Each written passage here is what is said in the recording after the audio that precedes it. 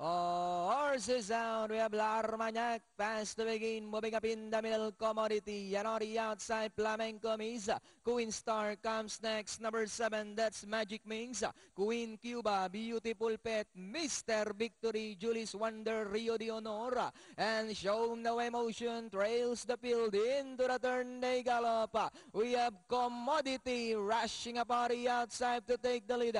Larmagnac drives back in second, 5 lengths away in third, Flamenco Misa. Down in fourth, Queen Star, moving up, Queen Cuba, Magic Mings. Mr. Victory comes next alongside Beautiful Pet.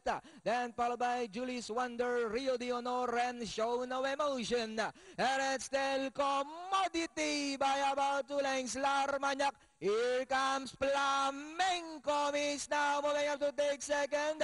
Queen Star now racing in third. Mr. Victory, Magic Mings. Commodity moving up on the outside now is Flamenco Miss to take the lead. It's now Flamenco Miss. Queen Star is on the outside. Commodity, Mr. Victory, Magic Mings.